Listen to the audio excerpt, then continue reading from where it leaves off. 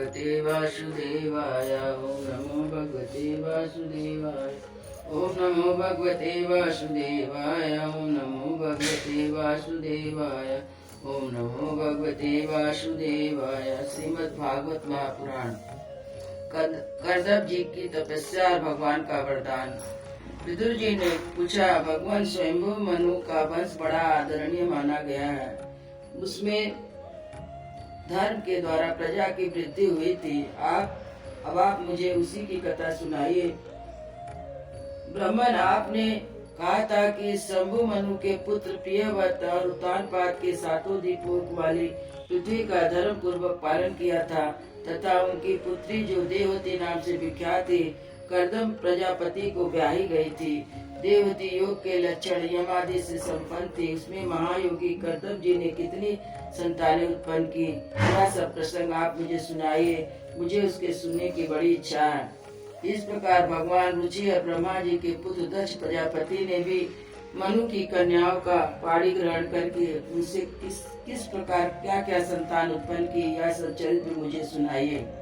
मैत्रेय जी का, विदुर जी, आप जब ब्रह्मा जी ने भगवान कर्दम को आज्ञा दी कि तुम संतान की उत्पत्ति करो, उन्होंने 10,000 वर्षों तक सरस्वती नदी के तीर पर तपस्या की।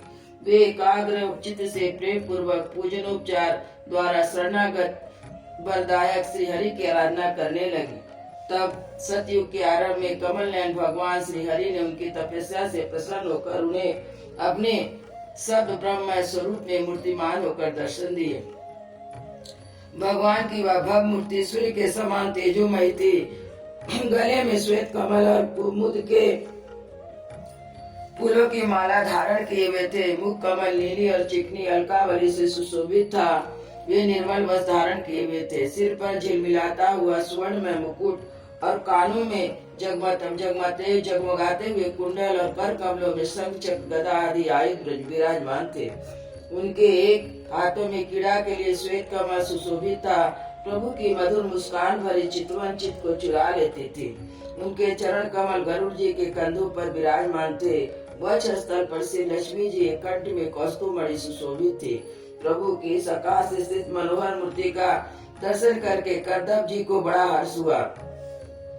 मानो उनकी सभी कामनाएं पूर्ण हो गई। उन्होंने सानंद हृदय से पृथ्वी पर सिर टेक कर भगवान को साष्टांग प्रणाम किया और प्रेम प्रवण चित्त से हाथ जोड़कर सुमधुर वाणी से उनकी स्तुति करने लगे। कर्दम जी ने कहा, स्तुति करने योग्य परमेश्वर, आप संपूर्ण सद्गुणों के आधार हैं। योगी जन उत्तरोत्तर शुभ योनियों में जन्म लेकर अंत में योगस्थ होने पर आपके दर्शन की इच्छा करते हैं। आज आपका वही दर्शन पाकर हमारे नेत्र का फल मिल गया। आपके चरण कमल भव सागर से पार जाने के लिए जहाज है। जिनकी बुद्धि आपकी माया से मारी गई है, वो तो इस तुच्छ क्षणिक विषय सुखों के लिए जो नरक में भी मिल सकते हैं, उन चरणों का आश्रय लेते हैं, किंतु स्वयं आप तो उन विषय भोग को भी देते हैं। प्रभु, आप कल्प वृक्ष हैं। आपके चरण समस्त मनोरथों को पूर्ण करने वाले हैं। मेरा हृदय काम कलुषित है, तो मैं भी अपनी अनुरूप स्वभाव वाली गृहस्थ धर्म के पालन में सहायक शीलवती कन्या से विवाह करने के लिए आपसे आपके चरण कमलों की शरण में आया हूँ। सर्वेश्वर, आप संपूर्ण लोगों के अधिपति हैं। नाना प्रकार की कामनाओं से फंसे हुए लोग आपकी वेदवाणी रूप डोरी में बंधा है। मैं धर्म मूर्ति उसी का अनुमान करता हुआ मैं भी काल रूप आपको आज्ञा पालन रूप पूजोपहार आदि समर्पित करता हूँ। प्रभु, आपके भक्त विषयास्त लोगों और उन्हीं के मार्ग का अनुसरण करने वाले मुझ जैसे कर्मठ पशुओं को कुछ भी न गिनकर आपके चरणों की छत्र छाया का आश्रय लेते हैं। परस्पर आपके गुणागान रूप मादक सुधा का पान करके अपनी क्षुधा पिपासा देह धर्मों को शांत करते हैं। प्रभु, यह काल चक्र बड़ा प्रबल है। साक्षात ब्रह्म ही इसके घूमने की धुरी है। अधिक मास सहित 13 महीने हरे हैं। 360 दिन जोड़ है। 6 ऋतुएं नेमी है। अनंत क्षण पल आदि में पत्रकार धाराएं हैं।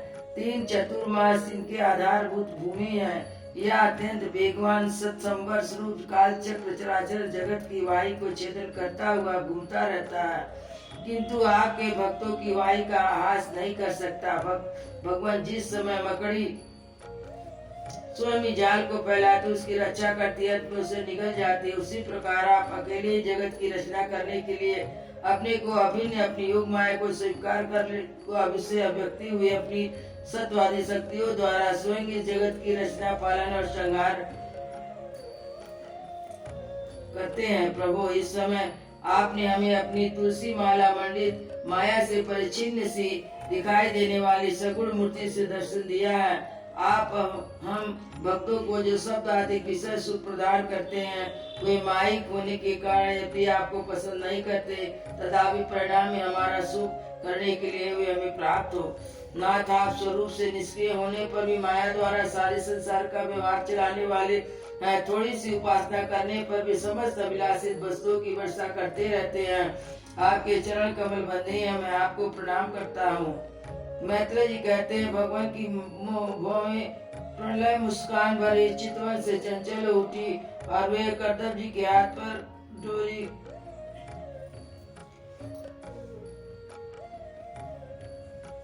मैत्रेय जी कहते हैं, भगवान की भव्य प्रणय मुस्कान भरी चितवन से चंचल हो रही थी। वे गरुड़ जी के कंधे पर विराजमान थे।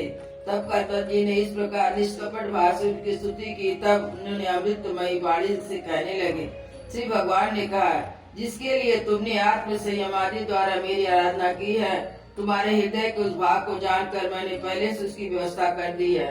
प्रजापति, मेरी आराधना तो कभी निष्फल नहीं होती। फिर जिनका चित्त निरंतर एकांत में मुझसे ही लगा रहता है,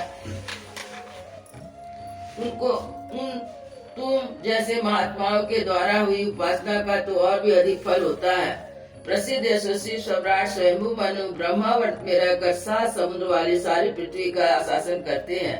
प्रियवर, मैं परम धर्मक महाराज महारानी शत्रुपा के साथ तुमसे मिलने के लिए परसों यहाँ आएंगे। उनकी एक रूपवान शील और गुणों से संपन्न श्याम लोचना कन्या इसमें विवाह के योग है। प्रजापति, तुम सर्वदा उसके योग हो, इसलिए तुम ही को वह कन्या अर्पण करेंगे। ब्राह्मण, गत अनेक वर्षों से तुम्हारा चित्त जैसे भार्या आदि के लिए समाहित रहा है, वह शीघ्र ही वह राजकन्या तुम्हारे वैसे ही पत्नी होकर यथेष्ट सेवा करेगी। वह तुम्हारा वीर्य अपने गर्भ में धारण करके उससे 9 कन्या उत्पन्न करेगी और फिर तुम्हारी उन कन्याओं से लोक रीति के अनुसार मारीच आदि ऋषिगण उत्पन्न होंगे। तुम मेरी आज्ञा का अच्छी तरह से पालन करने में शुद्ध चित्त हो, फिर अपने सब कर्मों का पालन मुझे अर्पण कर मुझी को ही प्राप्त होगे। जीवों पर दया करते हुए तुम आत्मा ज्ञान प्राप्त करोगे और फिर सबको अभय दान दे अपने सही संपूर्ण जगत को मुझ में और मुझको अपने स्थित देखोगे। महामुनि, मैं भी अपने अंश कला रूप से तुम्हारे वीर द्वारा तुम्हारी पत्नी देवती के घर में अवतरण होकर सांख्य शास्त्र की रचना करूंगा। मैत्रेय जी कहते हैं, विदुर जी कर्दम ऋषि से इस प्रकार संभाषण करके इंद्रियों को अंतर्मुख होने पर प्रकट होने वाले श्री हरि सरस्वती नदी से घिरे हुए बिंदुसर तीर्थ, जहाँ पर कर्दम ऋषि तपस्या कर रहे थे, अपने लोक को चले गए। भगवान के सिद्ध मार्ग वैकुंठ मार्ग की सभी सिद्धेश्वर प्रशंसा करते हैं और कर्दम जी के देखते देखते अपने लोक को सिधार गए। उस समय गरुड़ जी के पक्षों से जो शाम की आधारभूत ऋचाएं निकल रही थी, वह उन्हें सुनते जाते थे। विदुर जी श्री हरि के चले जाने पर भगवान कर्दम उनके बताए हुए समय की प्रतीक्षा करते हुए बिंदु सरोवर पर ही ठहर गए। वीरवर, इस समय मनु जी भी अपनी महारानी शत्रुपा के साथ सुवर्ण रचित जड़ित रथ पर सवार होकर तथा उस पर अपनी कन्या को बिठाकर पृथ्वी पर विचरते हुए जो दिन भगवान ने बताया था, उसी दिन शांति परायण महर्षि कर्दम के उस आश्रम पर पहुँचे। सरस्वती के जल से भरा हुआ बिंदु सरोवर वह स्थान है जहाँ अपने शरणागत भक्त कर्दम के प्रति उत्पन्न हुई अत्यंत करुणा के वशीभूत हुए भगवान के नेत्रों से आंसू की बूंदें गिरी थी। यह तीर्थ बड़ा पवित्र है, इसका जल कल्याणमय है, अमृत के समान मधुर तथा महर्षिगण सदा इसका सेवन करते हैं। उस समय बिंदु सरोवर पवित्र वृक्ष लताओं से घिरा हुआ था, जिसमें तरह तरह की बोली बोलने वाले पवित्र मृग और पक्षी होते थे। वह स्थान सभी ऋतुओं में फूल और फलों से संपन्न था। सुंदर वन श्रेणी भी उसमें शोभा थी। वहाँ झुंड के झुंड मतवाले पक्षी चहक रहते, मतवाले भौरे मंडरा रहते। उन्मत्त मयूर अपने पिच फैला फैला कर नट की बातें नित्य कर रहे थे। मतवाले कोकिल कूं कूं करके मानो एक दूसरे को बुला रहे थे। वह आश्रम कदम चंपक अशोक कंजर बकुल असन कुला मंदार कुटक नयने आमों के बीचों से अलंकृत था। वहाँ जल काग बत्तख और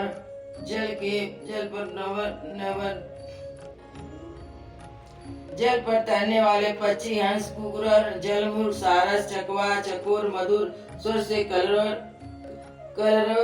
कर रहे थे। हरिण सुअर शाही नीलगाय हाथी लंगूर सिंह वानर नेवला कस्तूरी मृग आदि पशुओं भी आश्रम से घिरा हुआ था। आदिराज महाराज मनु ने तुर्तम तीर्थ ने कन्या सहित पहुंचकर मुनिवर करदम अग्निहोत्र से निमित्त होकर बैठे हुए थे। बहुत दिनों तक उग्र तपस्या के कारण वे शरीर से बड़े तेजस्वी दिखाई पड़ते थे तथा भगवान के स्नेहपूर्ण चितवन के दर्शन और उनके उच्चारण किए हुए कर्णामृत रूप सुमधुर वचनों को सुनने से इतने दिनों तक तपस्या करने पर भी वे विशेष दुर्लभ नहीं जान पड़ते थे। उनका शरीर लंबा था, नेत्र कमंडल के समान विशाल था, मनोहर थे, सिर पर जटाएं सुशोभित थे, कमर में चीर थे और निकट से देखने पर बिना सान कर चढ़ी हुई महामूल मणि के समान मणि जान पड़ते थे। महाराज स्वयं मनु को अपनी कुटी में आकर प्रणाम करते देख उन्होंने आशीर्वाद से प्रणाम किया और यथोचित अतिथि की रीति से उनका स्वागत सत्कार किया। जब मनु उनकी पूजा ग्रहण कर स्वस्थ चित्त से आसन पर बैठे तब मुनिवर करदम ने भगवान की आज्ञा का स्मरण कर उन्हें मधुर वाणी से प्रसन्न करते हुए इस प्रकार कहा, देव आप भगवान विष्णु के पालन शक्ति रूप है, इसलिए आपका घूमना फिरना निसंदेह सज्जनों की रक्षा और दुष्टों के संहार के लिए होता है। आज साक्षात विशुद्ध विष्णु स्वरूप है तथा भिन्न भिन्न कार्यों के लिए सूर्य चंद्र अग्नि इंद्र वायु यम धर्म अरुण आदि रूप धारण करते आपको नमस्कार है। आप मड़ियों से जड़े हुए जयदायक सब रथ पर सवार होकर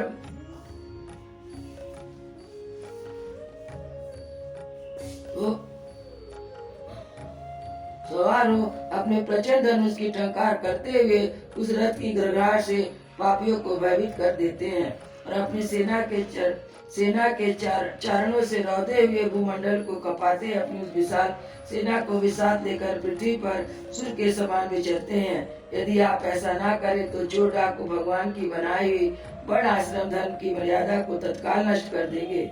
विषय लोलुप निरंकुश मानव द्वारा सर्वत्र अधम फैल जाए। यदि आप संसार की ओर से निश्चिंत हो जाए तो यह लोग दुराचारियों के पंजों में पड़ जाए और नष्ट हो जाए। तो भी वीरवर मैं आपसे पूछता हूँ, इस समय यहाँ आपका आगमन किस प्रयोजन से हुआ? मेरे लिए जो आज्ञा होगी मैं उसे निष्कपट भाव से स्वीकार करता हूँ। वृंदावन बिहारी लाल की जय, जय श्री राम लला की जय, गुरु महाराज की जय, जय जय सीताराम।